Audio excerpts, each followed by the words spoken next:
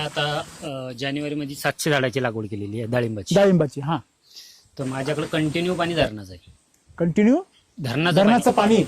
अच्छा. हा, त्या पाण्यापासून झाडाला काही साईड इफेक्ट होईल. डाळिंब झाडाला एक बेसोडच भरून गेला आता परवा दिवशी. बरोबर. समजा आता वरून समजा काही ते दाबून टाकायचं किंवा वरून पडलं असं. मी आपलं मिल्क चार्जर जवळपास 5 वर्षापासून वापरतो. किती गाय आहे तुमच्याकडे? मी पहिले कोंबड्यासाठी वापरत होतो. बर मध्यंतरी एक गाय होती माझ्याकडे. बर आता 2 गायी आहेत. बर वाढवले. हो, पण आता असं झालं की मिल्क चार्जर वापरून सुद्धा गोचिड्याचं प्रमाण जास्त यायला लागलं. ओके. व्हिडिओ पाहिला बर बर त्याच्यानंतर मिल्क चार्जर दिलं. बरोबर. मग पहिले ते वगैरे लावून वगैरे दिले आपल्या घरच्या. हा. वगैरे गाभण राहिल्या त्या विकल्या मी. दूध म्हणजे कालवडी. म्हशीच्या वगैरे अच्छा, म्हणजे त्याला रेडी म्हणतात. Ready ready. हा, ते विकल्या.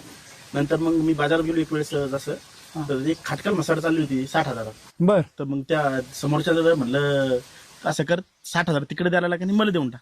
मी त्याच्याकडून 60,000 विकत घेतले. त्याला समोरच्या सांगितलं बा मी पाळायला चालवली, मी काय नाही. ते म्हणजे 2-2.5 लिटर दूध ते गाभण राहत नाही. म्हणलं 2-2.5 लिटर दूध आहे ना तू देऊन टाक म्हणलं. मी काय केलं सुरुवातीला 100 ग्राम मिल्क चार्जर दिलं ते. बरोबर. 15 दिवस दिलं. नंतर ते काय झालं ते जे 2.5 लिटर दूध देणार 3.5 लिटर 4 लिटर दूध गेले एका टायमाला. बरोबर. मग अडीचची किती गेली? 3.5-4 वर गेली. बर. कधी 3.5 4 सरासरी 4.5 जवळपास दूध देऊ लागलं. बरोबर आहे, म्हणजे 1.5 लिटर दूध वाढलं. म्हैस गाभ गेली ती म्हैस. माझा वाली तुम्ही भरली. हा भरली. बर. भरली नंतर ती पुन्हा 4-4.5 महिने दूध दिलं तिने. आणि ती म्हैस आता मी 1,40,000 लिखली ती. किती दिवसात? ती 13 महिन्यात मग दूध काढून. दूध काढून तिचं दूध खाऊन ह्याला 10 ते 12,000 15,000 जवळपास ह्याला येते. आज आपल्या जवळ आहे.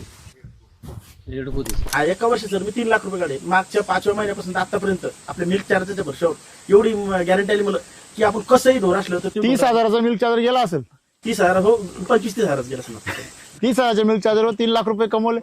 पण तुम्ही आता इथे किती किलोमीटर आले? आता 80 किलोमीटर प्रवास करून आले? प्रवास करून. वा. सरांनी पाहिजे बसले. आपला तैवान पान पेरू आपण मागच्या वेळेस त्याचं पहिलं उत्पन्न घेतलं आपण. बरोबर बरोबर. 30-40 कॅरेट निघालं होतं. बर बर. म्हणजे माल भरपूर आला. बर. पूर्ण आपलं वैदिकच वापरतात. बरोबर बरोबर. हा, माल भरपूर आला, परंतु नंतर पाणी थोडं कमी पडलं होतं त्याला. अच्छा. हा, तर आता ते पाणी कमी असल्यामुळे थोडंसं वाढलेलं आहे झाड. हा हा. तर आता त्याची कटिंगच्या मग करावं लागेल पुढचं हे धरण्याकरता. ते पुण्याचं कोणीतरी सायंटिस्ट आहे, तो अमेरिकेत होता. बर. तो त्यानं मिठाचे प्रयोग केले. बर. ते बरोबर वाचण्यात आले काही लोक. बरोबर. त्यांचं असं काही लोकांनी वापरलं समजा. बरोबर. पण मग त्याचं म्हणजे काय, म्हणजे खरी काय 4 जणांना करून बघा ना तुम्ही. काय होईल त्याचा इफेक्ट काय. आम्ही आता आमच्या परिसरात सोयाबीन आणि तूर हे संमिश्र पीक असतं. बरोबर. तर आम्ही आता रासायनिक ऐवजी जर कृषी अमृत वगैरे टाकायचं हा. तर त्याची पद्धत कशी? मिरचीला ड्रिचिंग केलेली, सॉइल चार्जर आणि मायक्रो चार्जर ड्रिचिंग केली. बर. दुसऱ्या आता काल परवा दिवशी डबल 5 लिटर सॉइल चार्जर आणि 2 मायक्रो चार्जरच्या पुढे गुळात भिजून सोडले. त्या सोडल्या. हा. आता डबल मायक्रो चार्जर जर भिजवायचा असेल तर गुळात नाही भिजवायचं. लवळ येऊनच राहिला अजून लवळाला तर काय. त्याचं कारण असं आहे, तुमच्या जमिनीमध्ये पूर्वी जे क्षार वापरले, रासायनिक खतं वापरले, त्याचे अवशेष जोपर्यंत आहे तो पण तुम्हाला त्रास देणार. वर्षभर तुम्हाला त्रास देणार. वर्षभरानंतर आपोआप कमी होत जाणार. आताच पिवळे पाहिजे सुरुवातीला. तर एक माझा असा प्रश्न होता. आता हे पाऊस पडला पहिला हा. की याच्यामध्ये मग तण होतं. हा. तर त्या पाऊस पडल्यानंतर मग ते तण जे असं त्याला बारीक असतं त्याच्यावर मग सॉइल चार्जर 50 ml प्रति लिटर प्रमाणे घ्यायचं. 50 त्याच्यावर फावरून दे. हा, तुमची बागच आहे ना हा direct. बागाचे. त्याच्यामुळे मग काय होतं बाकीच्या तणना याचा साईड इफेक्ट होतो. म्हणून म्हणलं मग सॉइल एका चार्जर लिटरला 50 ml म्हणजे 20 लिटरच्या पंपाला तुम्ही साधारणतः 5 2 10 1 लिटर. 1 लिटर. बरं एका पंपाला 1 लिटर 1 लिटर. म्हणजे परिपूर्ण ताकदीने तुम्ही वापरले. हो परंतु समस्या काय झाली, हे रोज पाणी देता. पाणी. हा डाळिंबाला रोज पाणी देणार मी पहिला शेतकरी पाहिला. आता या असं एवढले झाड कुठं होता माहिती का? हिमाचल प्रदेशमध्ये. का बरं? कारण तिथं पाऊस भरपूर राहतो ना. पाऊस पाणी जास्त आहे. भरपूर पाऊस राहतो तिला. एवढी हिरवळ आणि एवढं भारी राहतं सगळं. आता याच्यामध्ये तुम्ही ना आता किती दिवसाला पाणी देताय? रोज पाणी देतो सर मी. किती तास देता? ती 4-5 तास. आई शपथ. बाग टिकली कशी काय? त्याच्यामुळं बाग टिकली कशी काय? त्याच्यामुळं ड्रीप किती आहे? किती अंतरावर आहे? माझं म्हणजे एका झाडाला 4 ड्रिपर आहे आणि डिस्चार्ज 8 लिटरचा डिस्चार्ज. आई शपथ.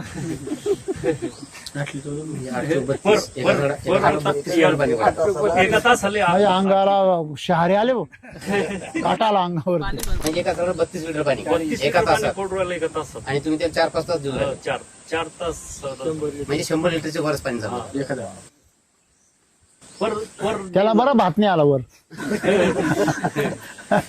ज्यावेळेस आपली नरकळी फेकली तर त्याचं कारण काय होतं? हा, त्याचं कारण असं होतं, तेवढं साधी प्रश्न सिंपल गोष्ट आहे बघा. मी मागच्या वेळेस तुरीसाठी पहिले एसएसएम टाकलं होतं पेरताना. हा त्याच्यानंतर त्याला एकरी एक बॅग दिली. हा परंतु प्रॉब्लेम असा झाला की ज्यावेळेस त्याला फुलं वगैरे लागले तर ते आपल्या दत्ता भोकूनच फ्लॉवर काय ते फ्लॉवर चार्जर ते फवारणी केली. त्याला एवढे फुलं लागले की ते डांगा ऍक्च्युली फाटल्या काही काही झाडाच्या. तर ते- फांद्या फाटल्या? हा, खाली पडल्या. वजनानं. ऍक्च्युली तसं व्हायला नाही पाहिजे. आमचेच मित्र आहेत, त्यांनी आमच्या माघारी चक्कर मारली. नंतर सरांना आपले सोमनाथ सरांना पण शेतात घेऊन फोन केला. गेला. हा त्याचा प्रॉब्लेम असा होता की त्याच्या शेताचं आंब्याचं झाड आहे, हा त्याच्यावरती आग्या मूळ बसलेला होता बर आणि त्यांना काही धुऱ्यानं सूर्यफूल टाकले होते. त्या सूर्यफुलाच्या फुलावर 25-25, 30-30 माश्या होत्या. हा त्या मधमाश्या त्याच्या कांद्यावर फक्त उडायच्या आणि वापस सूर्यफुलावर येऊन बसायच्या. त्याला म्हणजे 2 लेडीजला ते धोतर फिरवून पडलं त्याच्यावर क्रॉसिंग क्रॉसिंग हा हा हा म्हणजे पण ते पॉलिनेशन परागीभवन असतं. मधमाश्या खाली बसल्याच नाही. त्याच्यावर आणि- बसत नाही. नाही आणि आपल्या शेतात गाजर गोतावर पण मधमाश्या होत्या शेवटपर्यंत. पपईले असे ढवळे ठिपके येऊ राहिले हा तर काय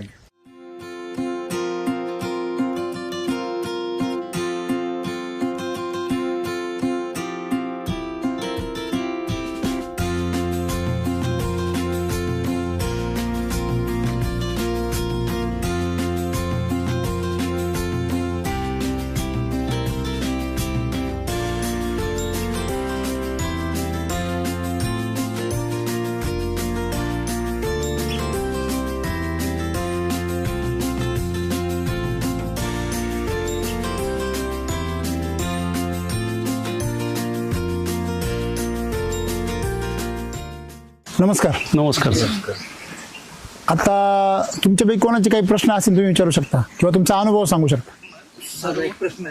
आपला तैवान पांग पेंग हा. पेरू आपण मागच्या वेळेस त्याचं पहिलं उत्पन्न घेतलं आपण. बरोबर बरोबर 30-40 कॅरेट निघालं होतं. बर बर म्हणजे माल भरपूर आला. बर पूर्ण आपलं वैदिकच वापरलं बरोबर बरोबर हा माल भरपूर आला, परंतु नंतर पाणी थोडं कमी पडलं होतं त्याला. अच्छा हा, तर आता ते पाणी कमी असल्यामुळे थोडंसं वाळलेलं आहे झाड. हा हा तर आता त्याची कटिंग केव्हा करावं लागेल पुढचं हे धरण्याकरता. तुमच्याकडे पाणी उपलब्ध कधी आहे? तर पुढच्या महिन्यात पाऊस पडल्यानंतर हा मग जास्त- पाऊस पडण्याचा अंदाज आला की कटिंग करून घ्यायची आणि लगेच बेसल डोस टाकून द्यायचा. बेसल डोस पहिला पाऊस झाल्यानंतर किंवा पहिला पावसाच्या अंदाजानुसार अगोदर टाकणं कधी पण बेस्ट. बेसल डोस टाकल्यावर जर पाऊस आला तर 1 नंबर काम. तुम्हाला नाही जमलं तर तुम्ही बेसल डोस लगेच पाऊस झाल्या लगेच वापसा झाला की लगेच टाकून द्यायचा, जेणेकरून जमिनीमधली जी संरचना आहे ती सुरू व्हायच्या आत जमिनीमध्ये जी सजीव सृष्टी जमिनीमध्ये जागृत व्हायच्या आत टाकायचं. तुम्ही बेसल डोस टाकून द्यायचा. मस्त काम होईल. ते पुण्याचं कोणीतरी सायंटिस्ट आहे, तो अमेरिकेत होता. बर तो त्यानं मिठाचे प्रयोग केले. बर नाही तो एक म्हणजे शंका आहे बर की बोला बोला. पुस्तकं काढले 2-4 बरोबर बरोबर वाचण्यात आले काही लोक. बरोबर. त्यांचं असं काही लोकांनी वापरलं समजा. बरोबर. पण मग त्याचं म्हणजे काय, म्हणजे खरी काय 4 झाडांना आणि करून काय- बघा ना तुम्ही. हा? 4 झाडांना करून बघा ना. नाही म्हणजे काय होईल त्याचा इफेक्ट काय होतो? आपल्या क्षार वाढल ना ते. बघा पहिली गोष्ट महत्वाची वाढून जाईल. काय असतं, आपण पण मीठ खातो हा. खातो की नाही. हा. मीठ हेच अन्न आपलं आहे का? नाही. पण मीठ हे त्याचं म्हणजे मात्रा जी आहे ती अतिशय कमी आहे आणि तेवढं मीठ तर ऑलरेडी आपल्या पाण्यामध्ये आता उपलब्ध झालं, येऊनच राहिले ते. जास्त येऊ राहिले. येऊ राहिले जास्त. तर काय होतं की जमिनीमध्ये ज्यावेळेस तुम्ही मीठ टाकता सुरुवातीच्या काळामध्ये तुम्हाला ते रिझल्ट मिळायचे. का बरं मिळायचे? कारण जमिनीमध्ये त्यावेळेस सेंद्रिय कर्ब होता. मेन रहस्य काय? सेंद्रिय कर्ब आहे. तुमचे जीवाणू असतील किंवा तुमचे रासायनिक खत असतील किंवा मीठ असेल. मीठ हे नैसर्गिक क्षार आहे, रासायनिक खत हे कृत्रिम क्षार आहे, पण दोन्ही क्षारच आहे. बरोबर आहे की नाही. पाण्यापासून हा, तर मग मुद्दा असा आहे की ते फक्त पेटवण्याचं काम करतात. बरोबर. मीठ तुमच्या तोंडाला चव आणतं, फक्त आणतं की नाही. त्याच्यापेक्षा जास्त झालं तर ते तुम्हाला मीठ साखर हे स्लो पॉइझन. जसं माणसाला घातक आहे तसं मातीला पण घातक आहे. कारण मातीमध्ये जीवन आहे सगळे, सूक्ष्म जीव, मोठे जीव, गांडूळ, वनस्पती हे सगळे जीवच आहे. काही एका झाडाला मीठ लागतं म्हणजे सगळ्या झाडाला लागतं असं नाही त्याचा अर्थ होत. असं आहे. त्याच्यामुळे तुम्ही तसंही मला असं म्हणायचं आहे का ते सायंटिस्ट म्हटल्यावर आपण कुठल्याही सायंटिस्टचा आदर करतो.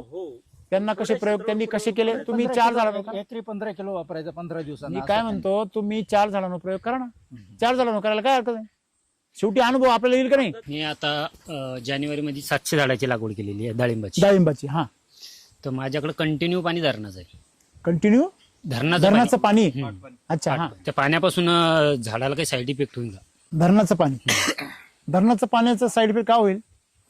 ते जे तुम्ही जे म्हणतात ते क्षार तयार होते, जमीन भुरकट पडते. तुमच्याकडे धरणाचं पाणी आणि धरणाच्या पाण्याची क्षारता काय असते. जास्त असते बरोबर आहे की नाही. आता तुमच्या पाण्याची क्षारता जास्त आहे तर तुमच्या पिकाला धोका आहे का. 100% धोका आहे. कारण क्षारता जास्त असेल तर त्या मुळांना काय बसणार, शॉक बसणार आणि मुळं डिहायड्रेट होणार. जसं आपण समुद्राच्या पाण्यात गेल्यावर जर आपलं पाय मध्ये घातले ते टोचतं आणि बाहेर आल्यावर प्रचंड आग होते. कारण समुद्राचं पाणी तुमच्या पायामध्ये घुसायचा काय करतं, प्रयत्न करतं, रिव्हर्स ऑस्मोसिस बरोबर ना. मग कारण पाण्याचा गुणधर्म असा आहे की ते जास्त क्षारतेकडून कमी क्षारतेकडे पळायचा प्रयत्न करतं. बरोबर आहे ना, लक्षात आलं तुमच्या. हा आता तुम्ही म्हटले की मग ते पाणी मी वापरावं की नाही वापरावं.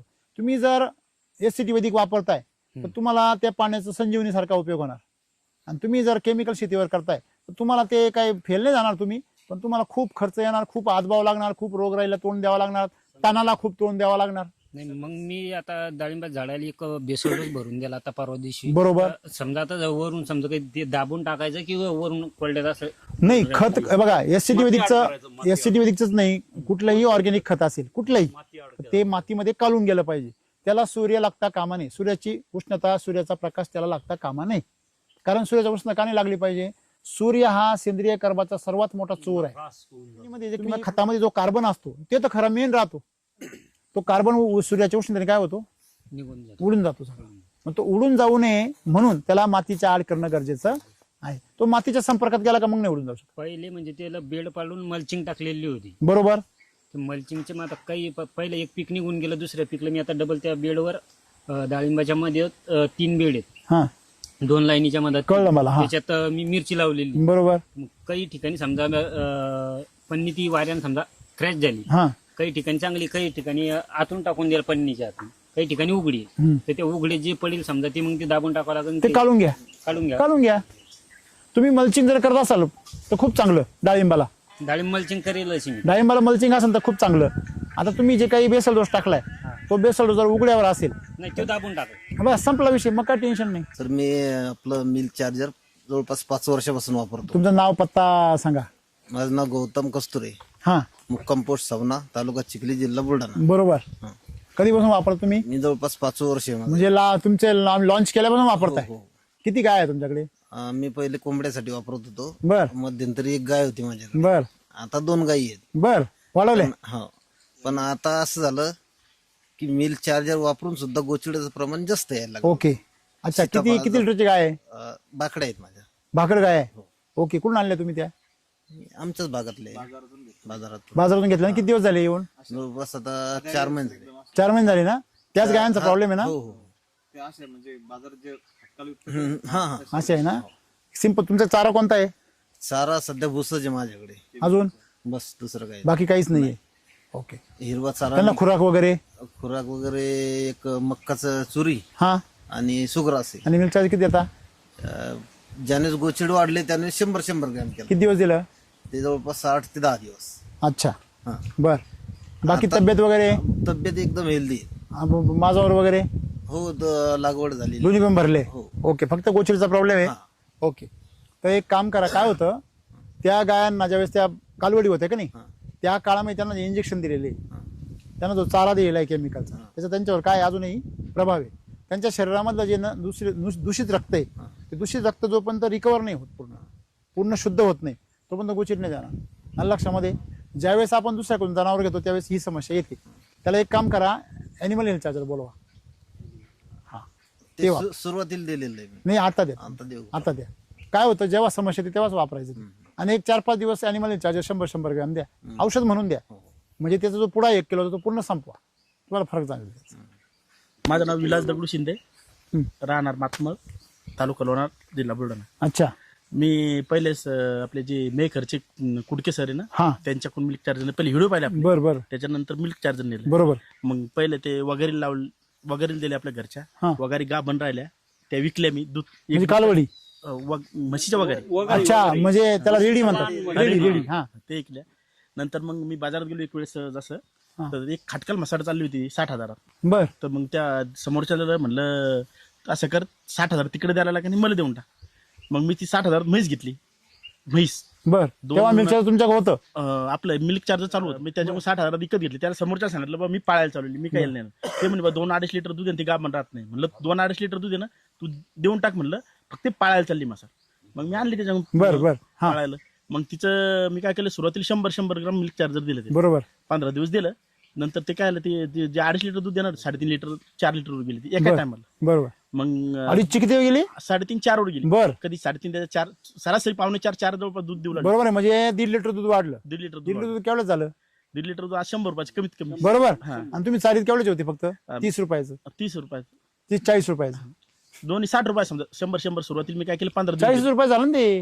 हो हो असं काय करता तुम्ही? हो. ते मला सांगते. म्हणजे तुम्ही 100 ग्रॅम जर चाललं 2 वेळेस तर किती ग्रॅम झालं? 200 ग्राम. 200 बरोबर आहे ना? हा म्हणजे तुम्ही 2 ग्रॅम चालत होते ना, मग 70 रुपये झालं ते. 70 रुपयाचा हा 70 रुपये तिकडे गेले, पण तुम्हाला 30 रुपये एक्स्ट्रा आले ना घरात. 30 रुपये एक्स्ट्रा आले. कोण देते 30 रुपये एक्स्ट्रा? आणि मग वरून मी काय म्हैस म्हैस जागेवर. मग ते 2 महिन्यानंतर ते म्हैस गाब गेली ती म्हैस. माझा आली तुम्ही भरली. हा भरली. बर भरलीनंतर ती पुन्हा 4-4.5 महिने दूध दिलं तिनं. आणि ती म्हैस आता मी 1,40,000 लिखली होती. किती दिवसात? ती 13 महिन्यात मग दूध काढून दूध काढून तिचं दूध खाऊन हल्या 10 ते 12,000चा 15,000 जवळपास हल्या आहे तिचा. आज आपल्याजवळ आहे हा रेडको म्हणतात तर त्याला. हा, ते हरकत नाही. आपल्याजवळ आहे. आता मग आपली अशी एवढी गॅरंटी आली मला की मी जे खाटकाल जाणार आहे ते सगळ्यांना जीव वाचू शकता. हा, जीव वाचू ते शकतो. घ्यायचे. तर आता आपल्याकडे जे हे एका बिन ढोराच्या गाय आहे म्हैस आपल्याकडे हा. आपण दूध काढून विकत नाही. जे दूध आहे का ते घरीच खातो आणि हेच असं हे करतो. आता अरे वा. एकही आपल्याला याच्यावर गोचीड दिसणार नाही, पीस दिसणार नाही, काहीच नाही. वय, चकचक अशीच खाटकाल जाणारी वगार होती ती घेतली 40,000. वगार म्हणजे काय? वगार म्हणजे म्हैस म्हैसच. हा बर बर. हा बिना जनलेली. बिना जनलेली. एक पहिल्या वेळेस जनलेली होती, दुसऱ्या वेळेस होती ती बर. ती तशीच जवळ ती घेतली 40,000ची. हा तिचं बिन मिल्क चार्जर लहान असल्यामुळे मी तिला 70 ग्राम चाललं. बर, कारण बर, बर. मोठी नव्हती म्हैस ती. हा.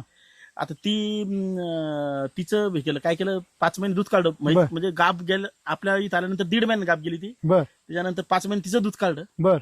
आणि आता ती बिन आता गाब आहे गाब 5 महिन्याची. आता ती 2 बी आता तयार दिवसामध्ये- होईल 1.15 ला. तेवढी नाही म्हणत लहान असल्यामुळे 80-90 पर्यंत जायचं. 80 पण जाईल. हा, म्हणजे नवीन आहे एकदम. अंकाठी नवीन आहे. म्हणजे समजा तुम्ही 40 ला आणि 80 जरी गेले 40 निघाले. एका वर्षी सर मी 3 लाख रुपये काढे. मागच्या 5व्या महिन्यापासून तर आतापर्यंत आपल्या मिल्क चार्जरच्या भरशावर एवढी गॅरंटी आली मला की आपण कसंही ढोर असलं तर 30,000चा मिल्क चार्जर गेला असेल. 30,000 हो 25-30,000 गेला असं 30,000च्या मिल्क चार्जरवर 3 लाख रुपये कमवले. गोळ्या बिस्किटचं मार्केटिंग होतं सर. वरतून जनावरांचा जीव वाचवा पुण्य. हे किती पुण्य आहे, सर. वाह. हे सर. क्या गोळ्या बात. बिस्किटचं मार्केटिंगचं काम आहे सर. ते हा? करून हे करतो मी. गोळ्या बिस्किटचं मार्केटिंगचं काम आहे ते करता करता करता. ते करून हे करतो. वा सकाळ क्या बात. आणि शेणखत वरून परत शेणखतेवर. आणि शेणखत ते ना एकदम बढिया असतं मिल्क चार्जर वापरून. एकदम जबरदस्त राहत ते. गोअमृत म्हणजे गोअमृत. कारण तुम्ही आता इथे किती किलोमीटर आले? आता 80 किलोमीटर प्रवास करून आले? प्रवास करून आलो. वा असं क्या बात. सरांनी पाहिजे मला सांगितलं. वा वा. मोटरसायकल मी लोणार लिहिलं होतं घरच्याला माहित नाही मी इकडे आलो म्हणून. हा, मोटरसायकल आले. मोटरसायकलवर आलो इथं ठेवली म्हणजे सुलतानपूरला ठेवली आणि तिथून एका पाहुण्याच्या गाडी तिथपर्यंत. अरे बापरे क्या बात. ते सरांनी मला सांगितलं की तुम्ही सर यायला आले म्हणे तिथं तुम्ही येता का म्हणलं हो सर. ते म्हणत या ते म्हणलं लोकेशन टाकलं वा मी आलो इथं. खूप छान. द्या सरांकडे. आम्ही आता आमच्या परिसरात सोयाबीन आणि तूर हे संमिश्र पीक असतं. बरोबर. तर आम्ही आता रासायनिक ऐवजी जर कृषी अमृत वगैरे टाकायचं हा तर त्याची पद्धत कशी तुम्ही सोयाबीनला काय करता? पेरताना खत टाकता. ते पेरणीच्या आपल्याकडे यंत्रात सम्राट टाकून शक्ती मिराकल ह्युमस गोल्ड आहे. ते टाकायचं. त्याचं मिक्स करायचं बर आणि ते मिक्स ते करून कृषी तुम्ही अमृत मग नाही मिक्स कृषी अमृत मग नंतर बघा नंतर फेकायचं मग तुम्ही ज्या वेळेस पेरणार आहे पेरणार आहे. पेरण्याच्या मागे काय करा? हा. कृषी अमृत फुकून द्या. पुढं फेकावं लागेल सर मग तेव्हा ती माती अडवून जाईल. हा म्हणजे तेच मागे हा, म्हणजे मी पुढं फेकायचं. आम्ही मागे म्हणतो तुम्ही नाही पुढे म्हणतो. पुढं हा पुढं फेकावं लागेल. पेरणीच्या पुढं नाही, नाही. पेरणीच्या अगोदर हा, मग फेकायचं. अगोदर आणि म्हणजे- नंतर पेरणी करायची म्हणजे मग ती माती अडवून जातं सर. बघा तुम्ही कृषी अमृत आणि हा. तुमचं एसएसएम जे आहे SSM. त्याच्यापैकी जे एसएसएम तुमच्या बियाणामधून मिक्स करणं शक्य आहे तुम्हाला हा, ते जेवढं शक्य आहे तेवढं. तेवढं तुम्ही त्याच्यामध्ये काढून घ्या. आधी बर. सर्व सम्राट शक्ती मिराकल ह्युमस गोल्ड मिक्स करा. बर हे सगळं मिक्स करा. समजा तुमचं 1 एकर क्षेत्र आहे. हो 1 एकर क्षेत्राला तुम्हाला जर बेस्ट रिझल्ट पाहिजे असेल तर 4-2-2 आहे. हा हा आणि तुम्हाला जर साधारण रिझल्ट पाहिजे असेल तर 2-1-1 2-2-1-1 हा. ते मिक्स करायचं. बर ते मिक्स केल्यानंतर जेवढी मात्रा तुम्हाला तुमच्या बियाण्यातून देणं शक्य आहे तेवढी मात्रा त्यातून काढून घ्यायची हा आणि उरलेली मात्रेमध्ये कृषी अमृत मिक्स कृषी करायचं. अमृत समजा एकरी तुम्हाला जर चांगला भारी रिझल्ट पाहिजे असेल तर 4-4-2-2 बरोबर कृषी अमृतच्या 7-8 बॅगा घ्यायच्या, हा 8 बॅगा. बरं. आणि जर तुम्हाला साधारण पाहिजे असेल तर 4-5 बॅगा घ्या. बर मग ते मिक्स करा त्या उरलेल्या याच्यामध्ये. बर आणि ते तुम्ही जसं म्हटले, आम्ही काय म्हणतो आमच्याकडे पेरणीच्या का पेरणीच्या अगोदर हा हा म्हणजे अगोदर म्हणजे अगोदर हा म्हणजे समोर हा, तर तुम्ही समोर म्हणता ते मागून म्हणतो. असं का अशी ती आमची भाषेमध्ये गडबड झाली. मिस्टेक तर झाली तुम्हाला त्याच्यात. मी जे सांगतो की तुम्ही हा. पेरणी करणार आहे ना हा त्याच्या त्याच्या पूर्वी पूर्वी त्याच्या म्हणजे पूर्वी तुम्ही अगोदर. फोकून घ्या सगळीकडे हा उरलेलं ते. हो आणि फुकून मग घ्यायचं. तुम्ही पेरणी नंतर करा. पेरणी करायची. संपलं काम. बरं, आणि ठीक आहे, सर. ज्यावेळेस तुमचं फुलवऱ्यामध्ये येतं हो तेव्हा तुम्ही एक 2-2 1-1चा बेसल डोस द्या, हा किंवा ते जर दिलं तर तण येणार नाही. नाही आणि जर नाही तर तुम्ही सॉइल चार्जर आणि एनर्जी बरं सर, बुस्टरची तुम्ही दाट ते फवारणी करा. सांगत होते तणनाशकामध्ये सॉइल चार्जर टाकायचं. हो तर ते आता आम्ही काय करतो, पेरणीनंतर 15 दिवसानंतर तणनाशक. तणनाशकाचा स्प्रे करतो. बरोबर. तर मग त्याच्यामध्ये टाकायचं का हो soil त्याच्यामध्ये 15 ते 20 ml प्रति लिटर प्रमाणे सॉइल चार्जर टाकायचं charger? प्रति लिटर प्रति लिटर. म्हणजे आणि टाकीला 100 तणनाशकाचं प्रमाण कमी करायचं. तणनाशकाचं प्रमाण कमी कमी करायचं. करायचं थोडस कमी करायचं. बरं तिथं 40 ml वापरत असं आपण तर 30 प्रति ml पंप- घ्यायचं. ते 30 30 ml करायचं. बरं आणि ते 20 हे याच्यामध्ये 20 ml ऍड करायचं. त्याचा हा. फायदा असा होणार हा का परत डबल तण नाही होणार कधीच. नाही का नाही, कधीच नाही होणार. त्याच्यात पहिला फायदा तुमची मुळी, त्यांचं झाड, झाड. जमिनीमधले जीवाणू अजिबात डॅमेज नाही होणार. बरं आणि वरून तुमचे जे सोयाबीन आहे ते एक नंबर एक येणार. नंबर राहील ग्रीननेस अगदी तुम्ही तणनाशक जरी नाही वापरलं, हो हो तुम्ही 20 ml प्रति लिटर प्रमाणे सॉइल चार्जर जरी घेतलं 20 ते 30 ml प्रति मिनिट, बर तरी तण नाही येणार. नाही नाही, मग लगेच पाठीमागं जर मारलं तर मग लगेच नका मारू. साधारणतः मोडवल्यानंतर मोड आल्यानंतर का? मोडवल्यानंतर मारलं ना तुम्ही, हा हा त्याचा फायदा असा होतो की समजा जसं खरपतवार आहे, कुठले बारीक तण, हा तणाला पहिलं. थोडस त्याला अंकुर आला हा की मी 20 ml प्रमाणे जर फवारून दिलं बर ते जागेवर बसून जाणार. मग ते मारू सर. हो, मग तिथं लय बढिया त्याचं आहे. कारण असं आहे जमिनीची नायट्रोजन health लेवल base- लागते त्याला, कशाला, तणाला. हो आणि हे कार्बन लेवल वाढवतं. बरोबर CN रेशो त्याच्यासाठी घातक होतो बरोबर आणि पिकासाठी अनुकूल होतो. मग बरोबर पीक चांगलं येतं, तण जागेवर बसून जातं. मी मिरचीला ड्रिचिंग केलेली, हम्म. सॉइल चार्जर आणि मायक्रो चार्जर ड्रिचिंग केली. बर दुसऱ्या आता काल परवा दिवशी डबल 5 लिटर सॉइल चार्जर आणि 2 मायक्रो चार्जरच्या पुढे गुळात भिजून सोडले. त्या सोडल्या. हा, आता डबल मायक्रो चार्जर जर भिजवायचं असेल तर गुळात नाही भिजवायचं. सॉइल तांदळाची चार्जर पेज मध्ये भिजवलं काढायची. ना, नाही, तांदळाची पेज काढायची, ती पेज सोडून द्यायची ड्रिप मधून, ड्रिप मधून सॉइल चार्जर बरोबर. सॉइल चार्जर बरोबर. आणि त्याच्यामध्ये मग गुळ घ्यायचा थोडासा, गुळ आणि पेज, मग त्याचा रिझल्ट भारी भेटतो. लवाळ येऊनच राहिला अजून, लवाळाला काय तर करायचं? त्याचं कारण असं आहे, तुमच्या जमिनीमध्ये पूर्वी जे क्षार वापरले, रासायनिक खतं वापरले, त्याचे अवशेष जोपर्यंत आहे हा. तो पण तुम्हाला त्रास देणार. वर्षभर तुम्हाला त्रास देणार, वर्षभरानंतर आपोआप कमी होत जाणार. आताच पिवळे पाहायला सुरुवात होईल हळूहळू. तुम्ही पाऊस झाला का त्याला एक 30 ml प्रति लिटर प्रमाणे एक फवारणी करून द्या. आता सध्या ते बेड आणि ते वावरच असं मावचार मध्ये वल्लय असं आहे ना, मिरच्याला. त्याला आपण मग तुम्ही बेड केलेलं आहे ना. हा बेड केलेले. नाही मग नका, आता ते बेड नाही बा, उपयोग नाही तुम्हाला मध्ये नाही, वापर. जिमातातले जे फट्टे आहे, त्या हा. फट्ट्याने चालेल ना मग. चालेल ना, मारा ना. 50 ml प्रति ml प्रमाणे घ्या, ती पिवळं पडून जाईल लगेच. असं का? हो, 50 ml प्रति लिटर प्रमाणे फवारा त्याला, फक्त लोवाळीला. लवाळी. हो, त्याचं खत होऊन जाईल सगळं.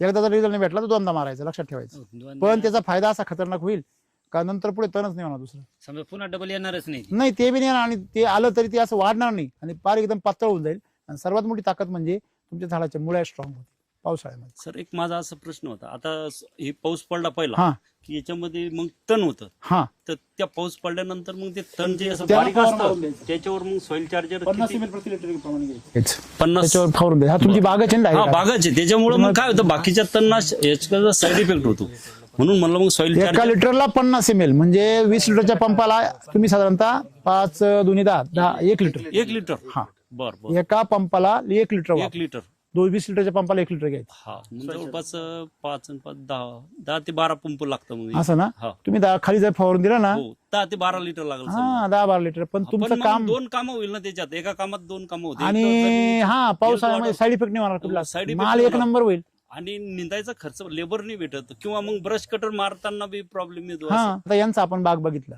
यांच्या बागामध्ये फक्त एकच फॉल्ट आहे, तो म्हणजे जास्त शेंडे. शेंडे ते तर जे फुटवे निघाले ते पण यांचे मॅच्युअर झाले. त्याचं कारण यांनी सॉइल चार्जरचा आणि LSQ चा वापर भरपूर केलेला आहे. हो. बेसल डोस मध्ये बी यांनी अजिबात कंजूसपणा केलेला नाही. तुम्ही आता याला बेसल डोस किती झाली, 2 झाले आता. बरोबर आहे ना. हो एक रेसचा आणि एक त्याच्या नंतर आता बघ धरला तेव्हा, हा सेटिंग झाल्यावर. सेटिंग झाल्यावर केलाय, हा मग धरायच्या वेळेस नाही केला. त्याच्या अगोदर रेस्ट पिरियड मध्ये केलता. रेस्ट म्हणजे धरायच्या वेळेस नव्हता केला. नाही नाही ठीक आहे.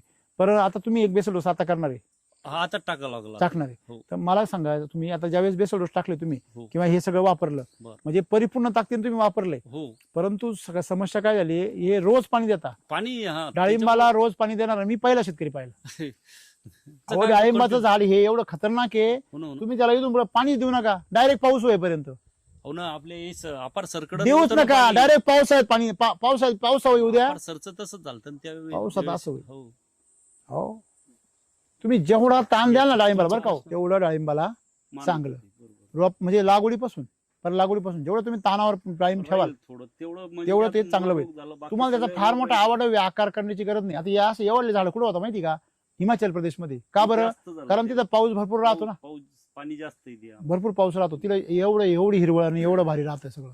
आता याच्यामध्ये तुम्ही ना, आता किती दिवसाला पाणी देताय, रोज पाणी देतो सर मी. किती तास देता? ते 4-5 तास. आई शपथ, हम्म. बाग टिकली कशी काय? त्याच्यामुळं बाग टिकली कशी काय?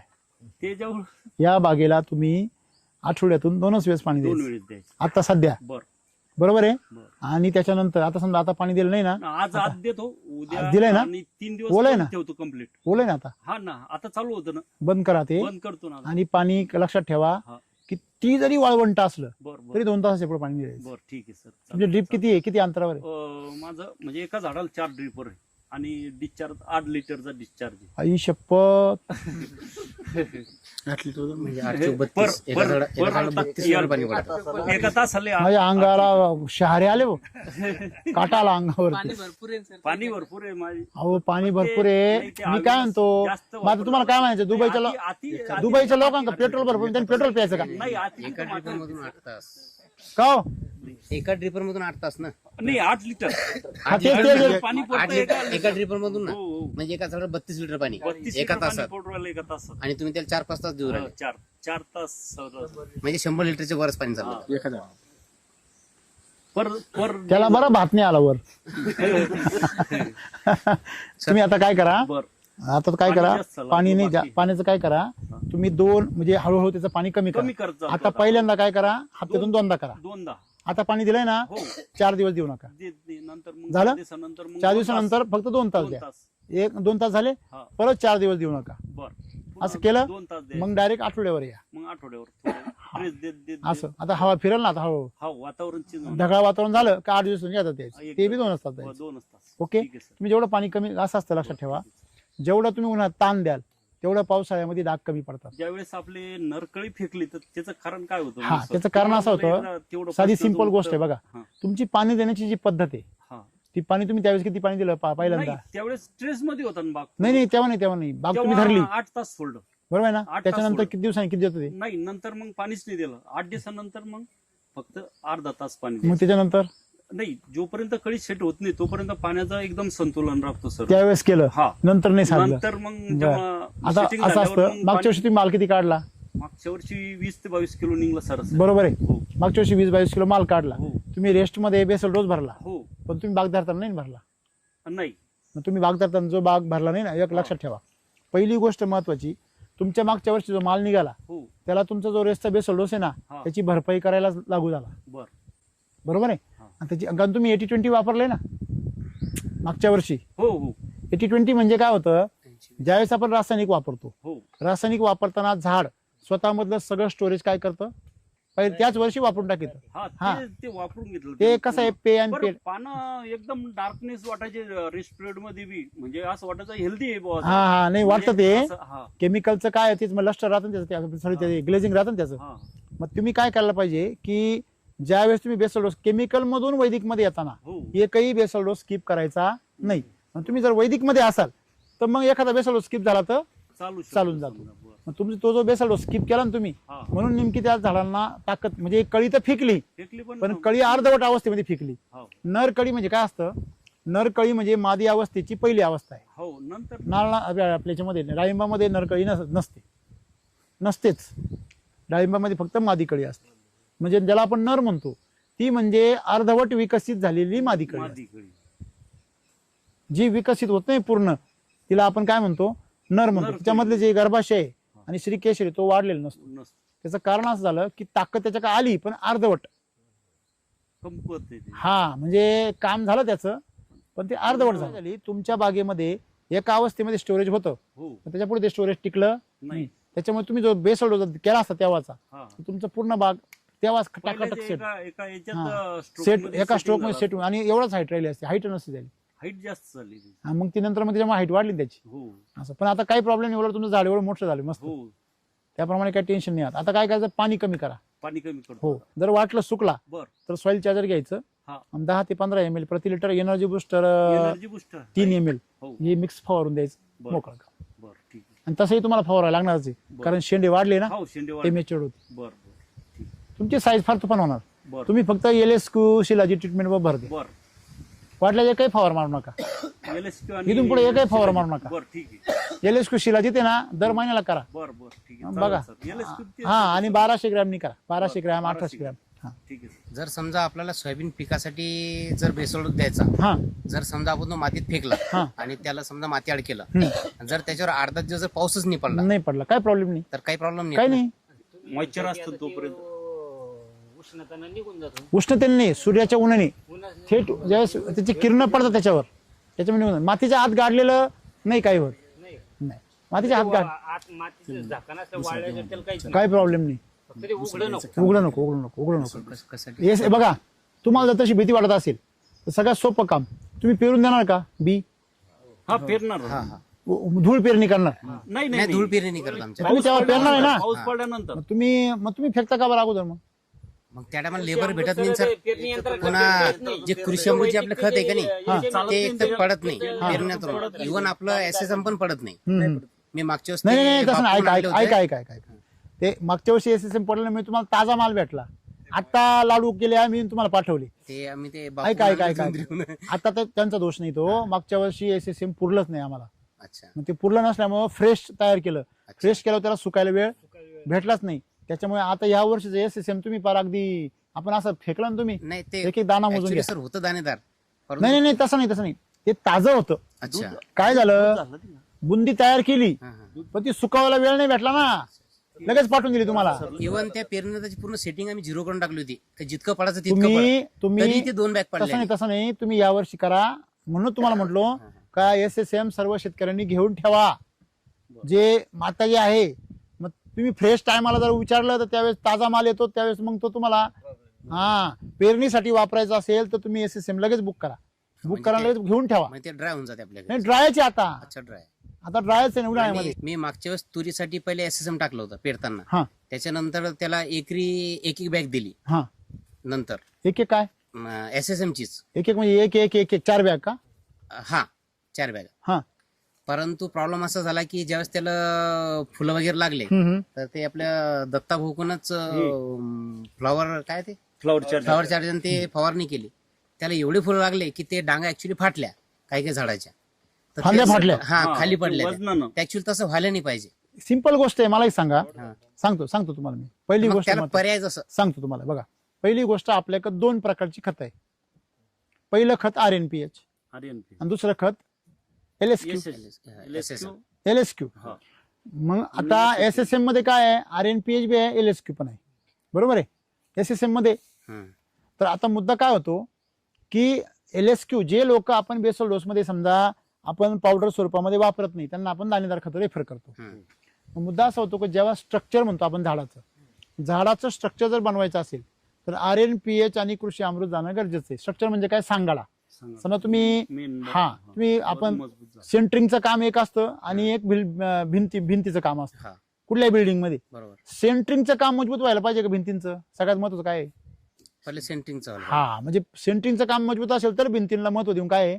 उपयोग आहे भिंती म्हणजे काय तुम्ही म्हणले तसं फुलं फळं वगैरे हे आणि सेंटरिंग म्हणजे काय आपलं झाड. फांद्या झाड फांद्या हा RNPH चा बेसल डोस तुम्ही पहिले युजर असाल बरोबर आहे की नाही आणि तुम्ही पहिले युजर आहे तुम्ही जर बेसल डोस वापरलेले नाही RNPH चे तुम्ही डायरेक्ट जर SSM वापरताय डायरेक्ट तुम्ही फ्लॉवर चार्जर हे वापरताय तर झाडाचं सांगाड्यावर काम नाही होणार हं, हं. त्याच्या उत्पादनावर काम होणार तुम्हाला जर सांगाडा मजबूत पाहिजे तुम्ही RNPH वापरा ना थोडस एक पॅकेट 600 ग्राम सुरुवातीला हा मग नाही होणार असं आमचेच मित्र आहेत त्यांनी आमच्या माघारी चक्कर मारली नंतर सरांना आपले सोमनाथ सरांना पण शेतात घेऊन फोन गेला केला हा त्याचा प्रॉब्लेम असा होता की त्याच्या शेताचं आंब्याचं झाड आहे हा त्याच्यावर ते आग्या मूळ बसलेला होता बर आणि त्यांना काही धुऱ्यानं सूर्यफूल टाकले होते त्या सूर्यफुलाच्या फुलावर 25-25, 30-30 माश्या होत्या. हा त्या मधमाशा त्याच्या कांद्यावर फक्त उडायच्या आणि वापस सूर्यफुलावर येऊन बसायच्या. त्याला म्हणजे 2 लेडीजला ते धोतर फिरवणं पडलं त्याच्यावर हा, ती क्रॉसिंग क्रॉसिंग हा हा हा म्हणजे पण ते पॉलिनेशन परागीभवन मधमाशा खाली बसल्याच नाही. त्याच्यावर आणि- बसत नाही. नाही आणि आपल्या शेतात गाजर गवतावर पण मधमाशा होत्या शेवटपर्यंत. पपईले असे ढवळे ठिपके येऊ राहिले हा तर काय तर मग हे जे काय होतं ना, हे टॉक्सिसिटी म्हणजे क्षारपडपणा जो आहे पाण्यामध्ये त्याचे परिणाम आहे. तर अमृतजल किती वापरता तुम्ही? अमृत जल महत्वाचं आहे, कारण देशात मी क्षार जास्त आहे ना. क्षारात तुम्ही पण नाही वापरते बरं का. नाही, मला वापर नाही सर. तुम्हाला एक सांगतो ऐका, अमृत जल जर वापरलं नाही तर एससीटी वैदिकचा रिझल्टच भेटणार नाही. भेटणारच नाही. मेन पॉईंट तो आहे, भेटणारच नाही रिझल्ट. अमृत जलचं हे करा. अमृत जल सगळ्यात स्वस्त आहे ना. अमृत जल स्प्रे घेतला अमृत जल म्हणजे पाणी स्वच्छ करतं ते. तुमची मेन समस्या पाण्याची आहे. असं काय अमृत जल पाहिजे. 2 ग्रॅमनी करा अर्जंट आणि सॉइल चार्जर मध्ये मिक्स करून त्या खाली बेलवर फवारून द्या. हा 50 ml प्रति लिटर. हा वरून पण घ्या ना, वरून घ्या आणि खालून पण घ्या. वरून घेताना हेल्थ फायटर आणि प्लांट फायटर याच्या बरोबर घ्या. हा प्लांट क्लिनर बी चालेल, प्लांट क्लिनर आणि हेल्थ फायटर आणि खालून सॉइल चार्जर आणि एनर्जी बुस्टर बरोबर खालून द्या. होऊन जाईल क्लिअर, काही प्रॉब्लेम नाही.